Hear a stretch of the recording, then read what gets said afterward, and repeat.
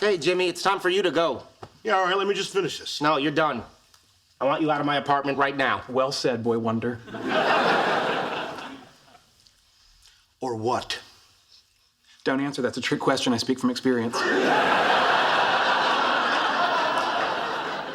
not afraid of you anymore, Jimmy. Now get out! I thought we could start over, but no. You were so completely stuck in the past that you just couldn't let it go, could you? Hey, I wanted a real apology, and I deserved one. It was high school. You don't get to belittle this. Do you have any idea what all those years of torment did to me? Every day after school, I came home feeling horrible about myself, thanks to you.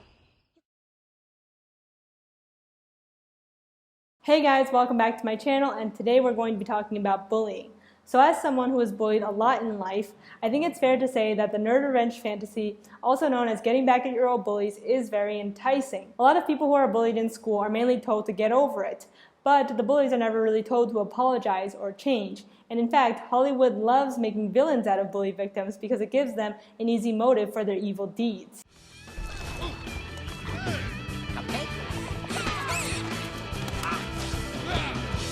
Just get out of here. I am about to revolutionize the scaring industry. And when I do, even the great James P. Sullivan is going to be working for me. Well, Snape! Spelliarmus! Nice one, James. James, finish him up. Impedimenta. Right, who wants to see me take off Snively's trousers? And rather than ever taking the bully victim's side, movies like to show that bullies are just joking around with their victims. Like, okay, this one girl, Kathy Geiger, got really good grades, so we blindfolded her, tied her up, and left her in a cornfield overnight. God, that's awful. No, it was funny. Everyone laughed. Did Kathy Geiger laugh? Probably. It's hard to say. She kind of had an ear of corn in her mouth. Have you ever seen anything happen to him on the bus that would be considered hurtful? Not that I know of. Teddy and other people like call him Fish Face on the bus. It's jokes and stuff, and he even laughs about it. So, yeah. Bullying is seen more as a rite of passage rather than a serious issue. But bullying can last anywhere from 4 years in high school to 12 years if you include middle and elementary school, to even 16 years if you include college. And guess what? I was bullied for all those 16 years, and I'm still mad about it. When I started writing this essay, I didn't really know what my thesis was going to be or how I was going to put these three works in conversation with one another. But the more I thought about it, the more I realized why I was making this video in the first place. And that is to talk about how hard Hollywood makes it for bully victims to come forward by trivializing their experiences while paradoxically acknowledging that bullying is a serious issue. Hey, What are you doing here? I want to apologize for stapling your balls. I am so sorry. Really? Yeah, I just hope you can forgive me. It's funny, huh, Leonard? I mean, back in school, I was the winner and you were the loser, and now we're reversed. You can't just ruin someone's life and pretend like it didn't happen. The Big Bang Theory and You Again are both comedies, but still take the time to talk about how bullying is a serious issue. You Again shows what it's like to get closure with your bully, which is really cool because most victims don't get that. You simply get bullied, graduate, and try your best to forget. The years that Marnie gets bullied in You Again are years she'll never get back. And though she becomes successful later in life, that doesn't make up for all the trauma that she's faced in the past. But the movie argues that because she was bullied, she had to overcompensate by becoming an overachiever.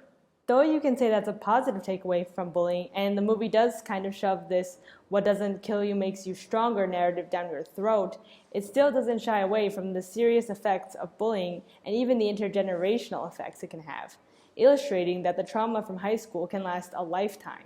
Though they're played as petty grudges for comedy, I think we all have that one person in life that we never want to see again. In Season 5, Episode 11 of The Big Bang Theory, entitled The Speckerman Recurrence, Leonard gets a bit of a different storyline where he gets an apology from his bully, but it's retconned the next morning. It was great to see you again, and thanks for the apology. What apology? For all the crappy stuff you did to me in high school. Well, geez, you're still harping on that? What a puss. Leonard stands up to him and gets some closure, even though he's still seen as a loser at the end. Leonard, you stood up to your bully. Yeah, I feel pretty good about myself. While The Big Bang Theory shows that bullies never change, You Again takes a different approach. In You Again, Joanna, the ex-bully, becomes a perfect person and does change. However, the movie begs the questions, does this absolve Joanna for what she did in the past, and does Marnie have the right to ruin Joanna's life because of the bullying she suffered? And the answer to both is no. Joanna needs to repent for her past, and does so, but only with Marnie in turn acting like a bully.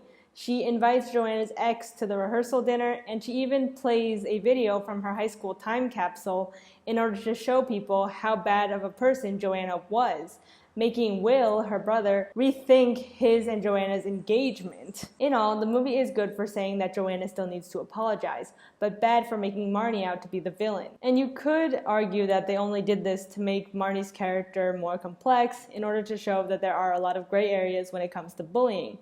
But this only furthers the narrative that bully victims are irrational and petty. After the rehearsal dinner, Marnie and Joanna have a heart-to-heart. But the movie continues to make Joanna out as a victim. Both her parents died, and as a result, she wanted to become a better person so they'd have a daughter that they'd be proud of. Though this does put a wrench in her flawless character, in the universe of the movie, it still seems like a reasonable lie to tell. After all, is what she did in high school really as bad as what Marnie's doing now? But Marnie finally gets a real apology, and everything ends well, even though Marnie still has to apologize to her brother for ruining his rehearsal dinner and also embarrassing his fiancée. In all, You Again and The Big Bang Theory seem like simple comedies, but they actually have real-world implications, as seen in the 2011 documentary The Bully Project.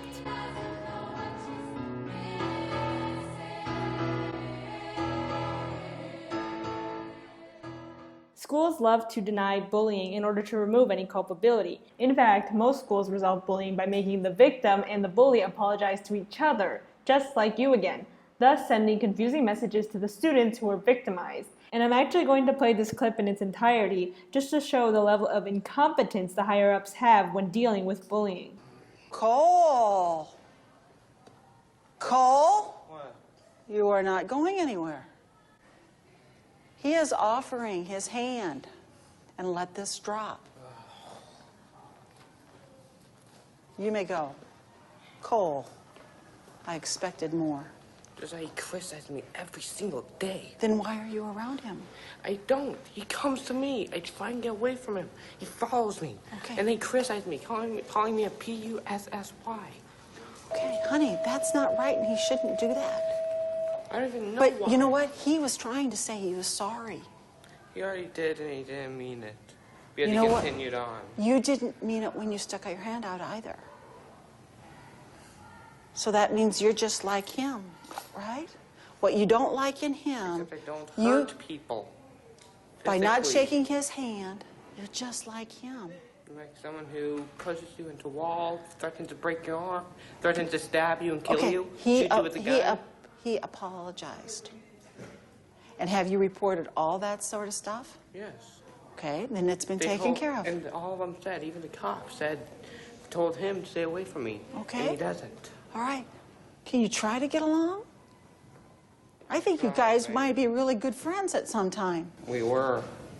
And they started bullying me.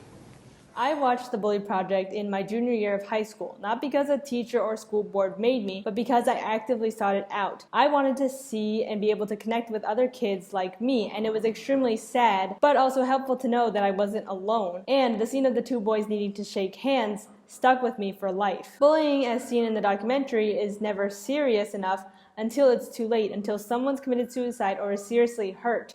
And that is not okay. Verbal abuse is real and causes irreversible emotional pain as well as mental illness, such as anxiety and paranoia. You Again implies this by having Marnie be a perfectionist, but research shows that this is actually not true for most bully victims. Instead, most bully victims feel inadequate later in life, like Leonard. You won some medal? The Newcomb medal. Yeah, congratulations. Well, congratulations. The Newcomb medal? Oh, please. That's the scientific equivalent of a smiley face sticker on your homework.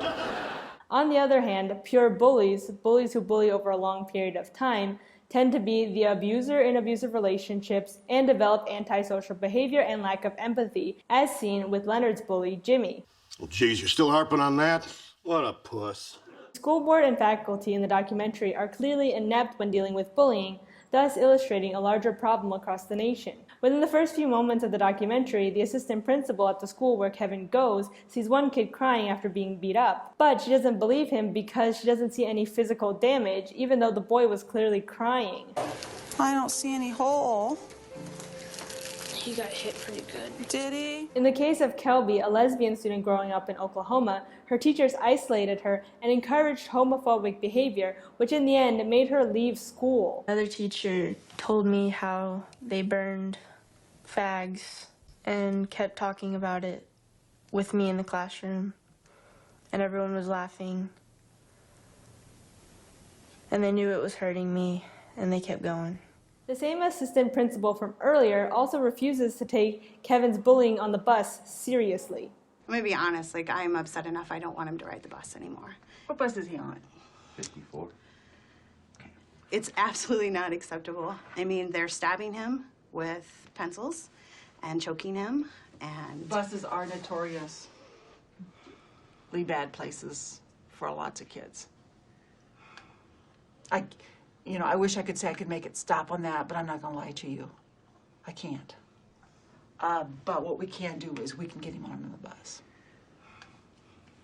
So if I put him on another bus, I have, what, little to no guarantee that he'll be safe on that bus either? I feel real bad that this happened. Send your kids to school with the assumption that if they're out of your care, they're in someone else's who's just as capable as you of keeping them safe, and I don't feel like that. He's not safe on that bus. When the faculty investigates Kevin's case, they become defensive after Kevin rightfully calls them out for not doing anything about the bullying he's faced in the past. On the bus? Yeah, there's like a little knob you can, then once you unlock that knob, you can like lift up the seats. And he lifted up the seat, put my head in it, sat on my head. How do you know I didn't do anything? I don't know, cause... Alex, did he sit on your head after you told me?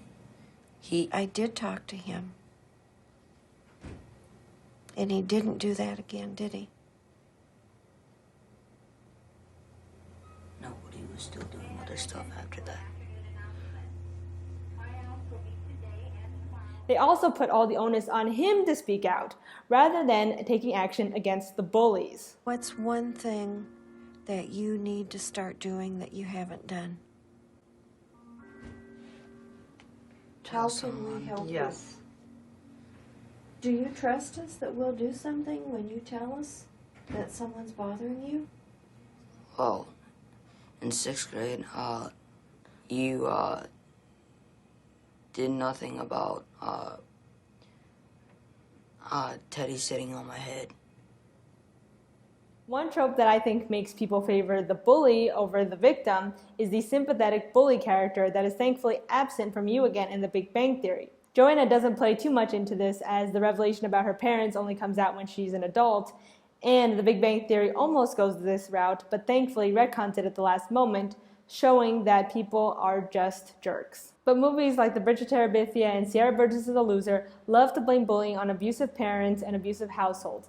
And yeah, that can be a reason for bullying, but I think the bigger reason is hate speech, and how that hate speech is validated within a family and community and how it's passed down through generations. The racist slurs and other comments that got thrown at me in school weren't because my bullies were abused, but rather they grew up in a family and community that encouraged racist and cruel behavior. If bullies are sympathetic in movies, that almost always means that the victim is also somehow in the wrong, as seen with Marnie, who's seen as just as bad as Joanna after she gets her revenge on her. So that means you're just like him, right? What you don't like in him, Except I don't hurt people. I think it's important to remember that the sympathetic bully and the nerd revenge fantasy serve as lessons not for the bully, but for the victim. It's supposed to make the victim feel bad for wanting to get revenge on their bully, and makes the victim realize that they shouldn't bring themselves down to their bully's level. What You Again and The Big Bang Theory leave out is that the most empowering thing you can do is not forgive your bully. Something that I'm grateful the Bully Project touches on is how bully victims are vilified by society simply because we're quiet outsiders who don't fit in, as if somehow we deserve what we get. The documentary shows that when we do finally stand up for ourselves like this student did, it can stop the bullying. I've been dealing with it for 4 years, and I finally got tired of it. So one day you'd had enough, and what'd you do? I just went off on the kid because I couldn't stand it anymore. I couldn't take it. It came to the point that last year I stayed out of school purposely to try to stay away from them. I've been to my mom, my grandparents, and the principal all for the last 3 years, and they haven't done anything about it. It's a shame that Dollar had to do what he done for people to notice what's going on in the schools in Murray County. It's a shame that he had to do this for anybody to notice it.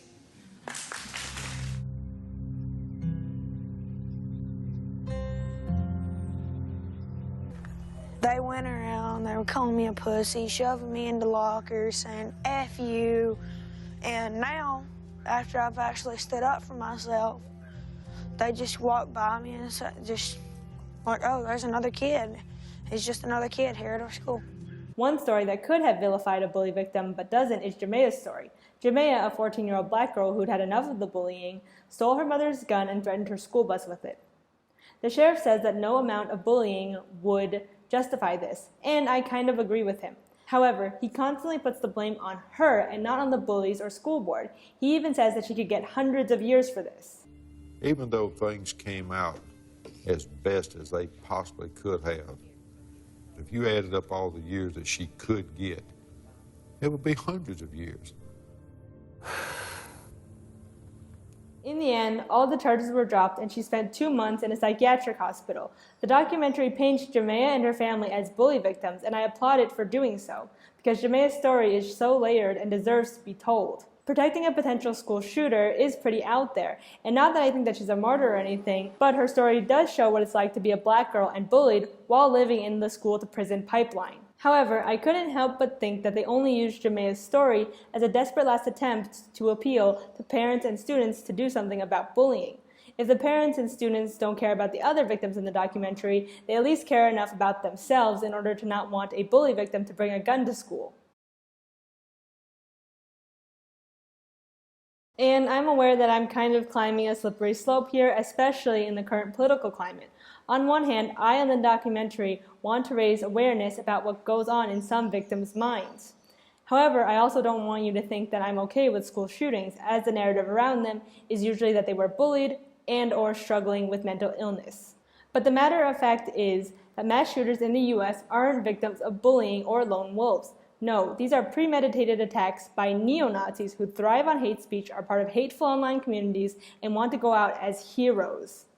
It's also important to remember that there's more than just one factor in becoming a mass shooter. Most shooters act not because they're bully victims, but rather because they've been radicalized by hate speech and live in an environment that validates that type of behavior. Going from a bully victim to a mass shooter is a huge leap that cannot be blamed on bullying or mental illness alone, because it only furthers the vilification of bully victims in the media.